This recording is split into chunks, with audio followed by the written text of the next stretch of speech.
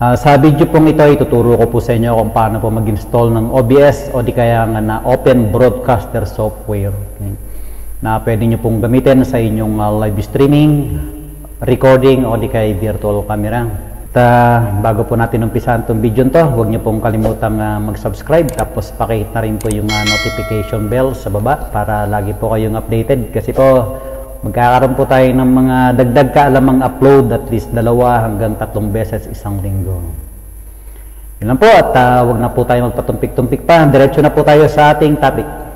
Pagka nakita nyo na po yung screen nyo na ganito, para sa akin po malinis po yung screen ko, wala po siyang gaanong mga kalat kasi press installed po ito para nga po sa tutorial na nagagawin ito. So nag-download po ako ng Google Chrome, ito po yung pinakamadali para sa akin, napaka-friendly user po niya. Tapos pagkatapos po niyan, i-click nyo lang po yan, tapos i-type nyo yung OBS Studio sa search browser pag nasa Google na po kaya. Kung hindi naman po, para po dun sa updated version ng OBS, pa-click lang po yung sa link description na nasa baba para dalhin po kayo sa the same window na kung ano po yung nakikita nyo sa inyong harapan. Tapos sundan nyo lang po yung pagkakasunod-sunod. Para sa akin po, ita-download ko po yung lumang version para sa 2020 date po ng aking PC kasi hindi ko pa po siya nababago. Tapos babaguhin ko po siya siguro sa mga susunod na tutorial. So, diretso po tayo. Yan, makikita nyo po itong window ito, regardless kung i-click nyo yung link sa baba o di kaya pumunta po kayo sa Google at tinype nyo po yung OBS Studio. Tapos may kita nyo po itong itong window na nasa harapan natin. Kung mayroon po siyang Windows, Mac, Linux, ibig sabihin supported po siya ng Linux, Mac o di kaya Windows. By default po, kasi po Windows 10 po tayo, ibibigay po niya yung Windows installer. Click nyo lang po yung download installer, tapos antayin nyo lang po. Tapos pagkatapos po niyan, i-double click nyo po yung .exe file na na-download nyo po. Tapos, yes. Tapos, next lang po siya. Sundan nyo lang po yung pagkakasunod-sunod. Yan, hanggang lalabas po itong ganitong pop-up kasi po bagong install po yung ating computer. Ito pong case na to ay sa mga bagong format lang po yung computer. Pero kung matagal nyo na pong ginagamit yung computer nyo at available na po ito sa system nyo, hindi na po ito lalabas. So, kaya sinama ko lang po ito para nang sa ganun, doon sa mga bagong install o di kaya doon sa mga lumang install na hindi naman gaanong ginagamit yung computer, tapos bigla silang nag-install ng OBS. So, tuloy po tayo. Yan, pag lumabas po yan, yung mga components na yan, hindi po yung mga kailangan ni OBS. Yan, makikita nyo pa kasi nga press download po, press format po siya. Yan, tapos i-click nyo lang po yung yes. Tapos pagkatapos dadali na po kayo doon sa diretsong link. Tapos makikita nyo po yung Visual+++C.exe. So ito po yung kailangan natin. Ako po kasi naka 64-bit kaya po yung binigay niya. So iyan po yung recommended ni OBS na kailangan natin para matuloy yung pag-install. Yan, i-click lang po natin yan ng isa, tapos i-run na lang po natin. Huwag na po natin i-save kasi hindi naman po natin kailangan to. Tapos, bibigyan po kayo ng mga detalyeng ganito, yung mga tipo Microsoft Software License Terms, yan po. Normal lang naman po yan sa mga pag nag-install po kayo ng software. Pa-click lang po yung agreed to the license terms and condition, tapos install. Sundan nyo rin lang po yung pagkakasunod-sunod.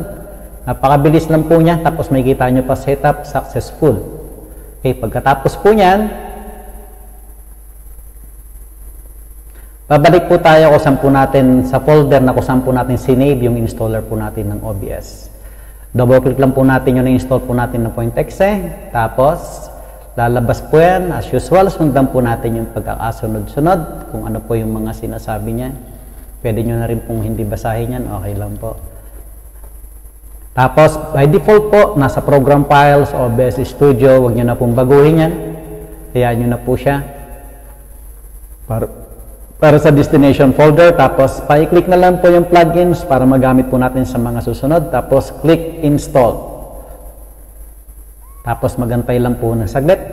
Tapos na po yung ating OBS installation, which is para sa akin 24.0.3, which is 2020 version po siya. Okay lang po yan. Tapos may kita nyo po merong OBS Studio icon na po kayo sa inyong desktop. Click finish lang po.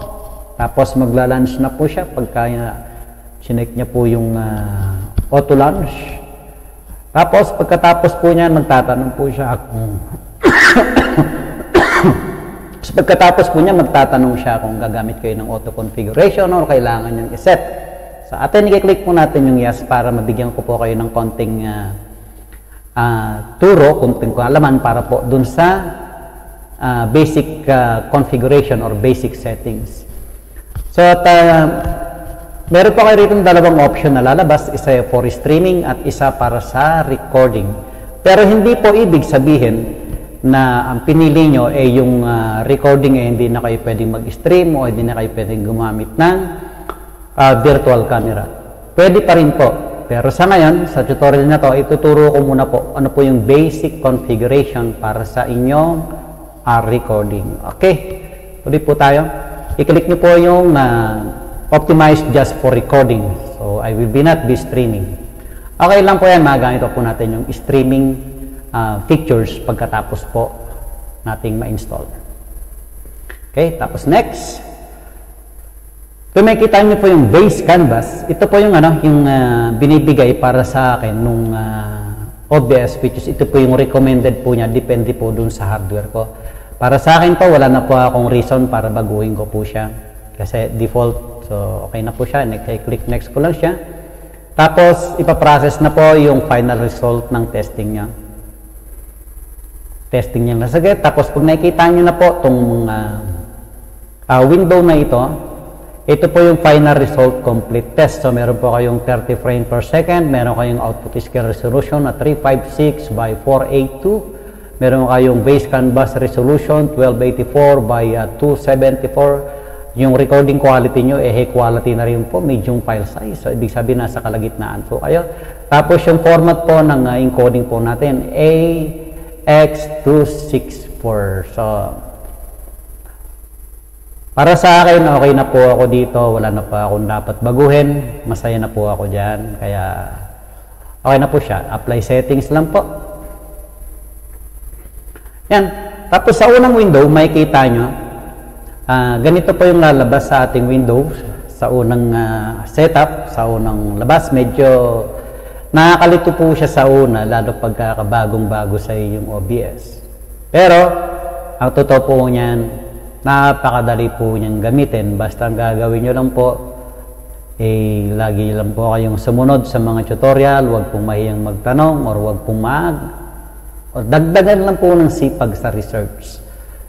So, sa ngayon, umpisahan po natin na paano po mag-record. Kasi yun po yung unang episode po natin at yun ang unang purpose po natin. Okay, here we go. Nakita niyo po, black screen po siya. So, ang gagawin po natin, pupunta lang po tayo diretso sa sources. Okay, meron tayo dyan scene, sources, auto mixer. Yan. Tapos, diretso po tayo sa sources. Tapos, right-click mo lang po dyan. Tapos, magkakaroon ka po ng add option button. Para sa akin po, i-add po natin yung display capture. Ibig sabihin, i-record po natin yung activity ng ating desktop. Ayan, pwede niyo pong baguhin, depende po dun sa gusto niyo, pero sa akin, i-keep ko lang muna po siya na default. Yan po yung default ng file name ng aking display capture. Ngayon, click OK lang po. Yan, kung makikita niyo po itong screen na po ito, ito po yung aking working area ngayon. Ito po yung aking display. So, yan po siya. Pag nakikita nyo po rito, yung sa display ko is 1084 by 74. Okay na po yan kasi yan po yung default para sa akin. Sa ngayon po, wala pa po akong plano na baguhin kasi yan po yung recommended na default para sa settings ng ating gagawing project sa ngayon. So, 1284 by 724. Okay, click OK lang po. Tapos makikita nyo po na ganito pa yung display. Ito po yung ating display sa ngayon. Yan, kung makikita nyo, pasensya na dun sa date.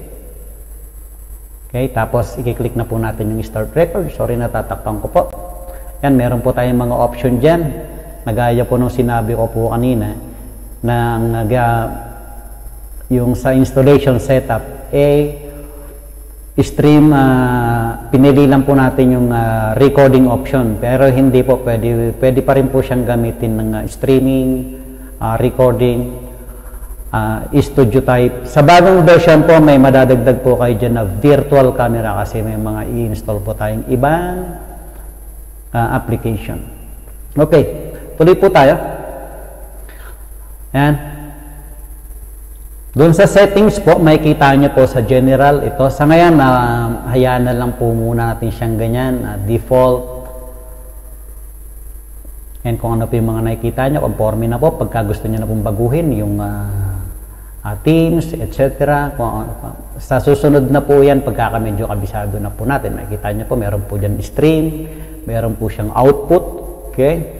Ito po yung output po natin, which is meron ka po dito dalawang option, isang simple at isang advanced. So ngayon po, pupunta po tayo sa advanced, tapos pupunta tayo sa recording. Kasi ang kailangan po natin ay mag-record na base sa kailangan nating file type na pwede pa po nating i-edit. Sa kaso ko po, ang ginagamit ko pong pang-edit ay ang ginagamit ko pong pang-edit DaVinci Resolve 17. Ang DaVinci Resolve 17 po, hindi po siya supported ng MKB. So, MP4 po yung pinaka-the best para sa akin.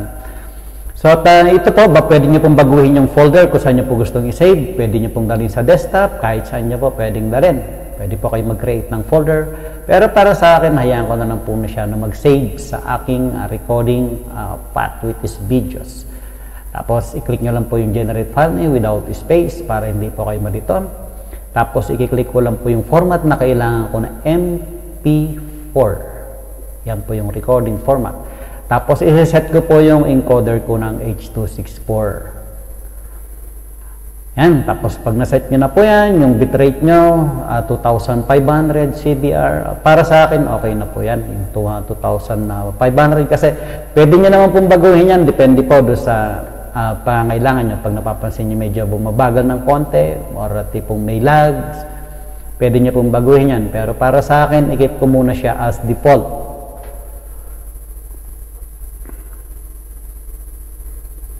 Yan. Tapos sa audio, may kita nyo, meron po tayong 44 kHz, tapos sa 48, para sa akin, gamitin ko muna siya yung 44. Tapos yung channel ko, syempre, stereo kasi bihira naman natin yung mono ngayon. Tapos yung mic auxiliary ko, ito yung input ko, kakargahan ko siya ng aking microphone. Okay, depende kung ilang microphone nyo, para sa akin, isa na. Okay, tapos, punta po tayo sa video.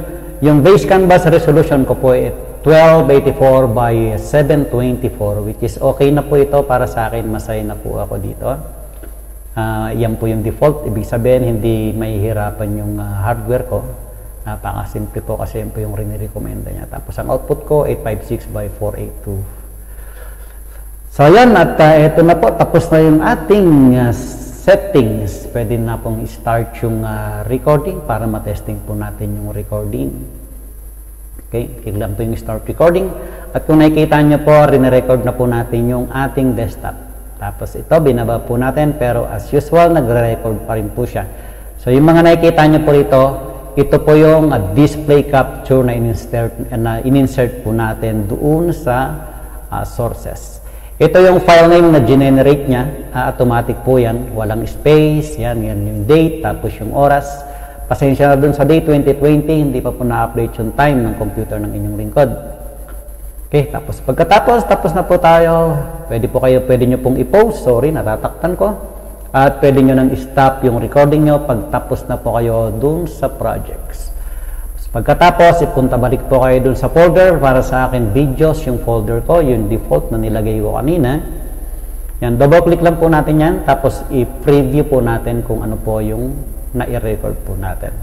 So, ito yung unang portion which is nasa OBS tayo. Tapos, nung nag-minimize ako ng OBS, nare-record pa rin yung desktop ko.